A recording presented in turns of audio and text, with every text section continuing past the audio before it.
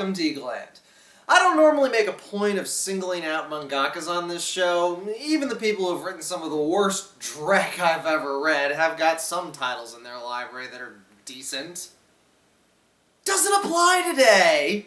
Noriyuki Yamahana is a mangaka who oscillates between trite paddlum worthy of a Full House special and downright reprehensible pandering. We're on that end of the spectrum today with Imouto Akane. We're gonna get to all of them eventually, but I'm getting the worst one out of the way first. Worst and thankfully the shortest. Well, I say shortest. Imouto Akane actually has 14 fucking volumes in Japan, but thank dinosaur-loving Christ that only 3 chapters are available to me in English. Never have I been more happy that translators dropped a project. We open with a mother introducing her son to his new sister, as she has apparently just remarried, thus establishing that a romance between them wouldn't really be incest. Gotta get that excuse out early, otherwise the readers might feel uncomfortable. Shin McChinless reaches out for a handshake, and Akane squirts him in the face. And in 5 seconds flat, I hate her. That's a new record! Give that bitch a round of applause!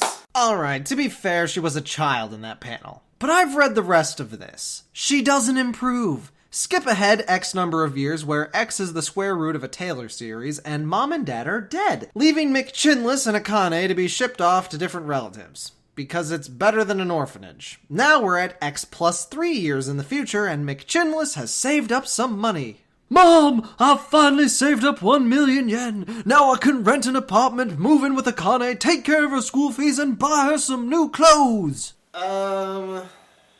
That's roughly $10,000.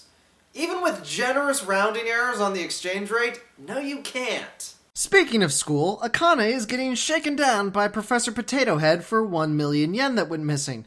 I didn't steal it! Well, us says you did, and since you're poor and have no parents to vouch for you, I can accuse you of damn near anything. Meanwhile, McChinless is talking to his aunt about how that thing he said in middle school about saving 1 million yen and taking care of his sister, yeah, that wasn't just grief-stricken 15-year-old ramblings, he totes meant it. Auntie is surprisingly okay with this plan, but he does have $10,000, so clearly he's set for life. Meanwhile, Akane is being forced to strip under duress. Why don't you be my woman? What kind of look is that? The look you give an optometrist during an eye exam? I don't know, what the fuck are you on about? But her brother came looking for her and interrupted the last house on the lefting. Akane, it's been so long. Call me your Oni-san. Please call me Oni-san. Damn monkey. Cha, how dare you embarrass me in front of my rapist? So Lip Bitch drops the same lines about how Akane has stolen money, and for some goddamn reason, Broseph believes this monstrous face man over the woman he just spent 3 years trying to live with. Without even asking how much money she's supposed to have stolen, he just hands over the bank account information. With financial decisions making like that, I'm surprised it didn't take him 30 years to save that money. Then he drags her back to his apartment against her protestations, basically kidnapping her, and then starts ogling the shit out of her skirt line. Akane doesn't bother bringing up the fact that she was almost raped because it doesn't seem like he'd believe her anyway. I was gonna tease her about not telling her brother about the attempted rape, but he didn't seem all that ready to believe her anyway, and then I remembered all those statistics about victim blaming when it comes to rape, so, I thought better of it. Fortunately, she immediately starts making poor decisions again, so it's back to sarcasm town. She feels bad about losing her brother's money and figures the best way to get the money back is to follow Rapey Lips into a sex club. Brilliant! Brilliant! Brokon finds out about this and sets off. Meanwhile, Dick-sucking Lips gets cornered by Akane, has his gym teacher buddy grab her, and then straight up admits in public that he stole the money and is framing Akane. This works out wonderfully for him as the host girls immediately spill the beans to Brokon when he shows up and he decks the teacher. This moment of forced valor really impresses his sister. But she still won't live with him because she loves her auntie too much. Then we go back to said auntie's house and oh look, another rapist for the next chapter. Steady on, manga. If you rape too many rapists into this first chapter, you may rape the reader's brains with the number of rapists. There's too much rape in this for 3 chapters. So this sack of shit is Auntie's current boyfriend. It's a pretty standard abusive relationship with him drinking, gambling, and demanding money from Auntie and Akane, but Auntie stays with him because she still believes he can change. It's jarringly exploitive stuff to appear alongside crazy slapstick like Brokon being a monkey or chucking a car. Said gambling gets him afoul of the Yakuza who show up at Auntie's place. But then they find a hot chick named Akane. How old are you? 15? Perfect! Let me get this straight. You blackmailed an underage girl to work in my legitimate sex shop? Yeah, bossy. The guy didn't have any money, but he lived with his girl, so we figured we'll blackmail the girl into working at your sex shop where all the lawyers and politicians go to, because that'll make your money back, right? Then, lady from Akane's school shows up and just hands an obviously drunk man a bank book with 1,000,000 yen on it. Meanwhile, at the massage parlor, Akane is wearing basically nothing. See, it's pages like this that make me really hate this manga. She's put in a position where she is being ogled by assholes and we're supposed to hate the guy who put her in this scenario. But at the same time, the art is clearly presenting her to the reader, asking us to join in on the ogling. Not that you can tastefully combine exploitation of women's bodies and ogling them, but slasher movies mastered doing it tastelessly a long time ago, and you don't do that at the same time. Drunk rapist spills the lima beans about Akane working at the sex club, and Brokon runs like the wind bullseye. He makes the surprisingly smart move of hiring his sister so they can get some talking time. Then he does that thing again where he assumes the worst and accuses his sister of being a prostitute. She says she isn't, and they have a deeply disturbing moment where I think the brother is relieved that his sister is still a virgin.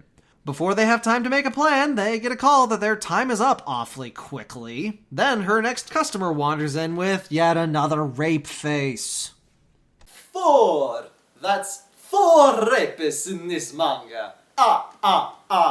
I really hate this manga. Hey reader, let's all ogle the 15-year-old girl right before she gets raped. Stroke it!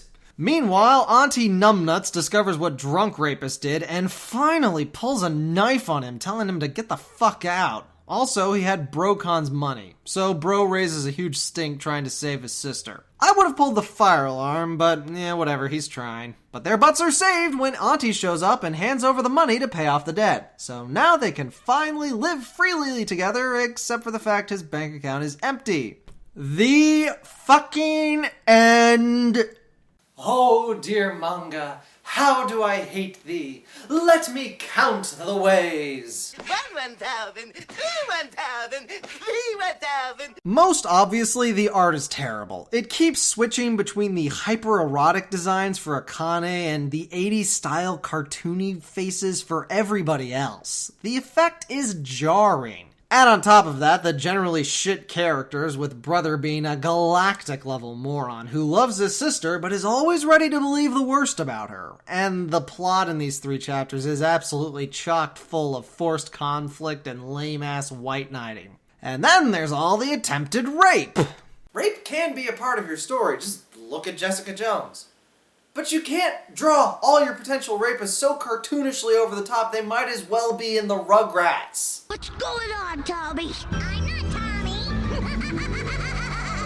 You have to be very careful with this shit. If you continuously portray rapists as over-the-top slobbering monsters, then people with poor sense of boundaries won't realize that they're raping people because in their mind, rapists are slobbering monsters, not normal people like them. I am just over the moon with the fact that there's no more of this manga for me to read in English. I am intimately familiar with this mangaka's work to my great regret. They're all terrible, but this one was easily the most tasteless, and I shudder to think how much worse it could have been if I'd been introduced to more of its characters and bullshit plots. But I will return to Yamahana Noriyuki. I will have my revenge for Yuma Deatera. Fuck this manga. I'm Pluto Burns, and this has been Eagle Land. and I count them.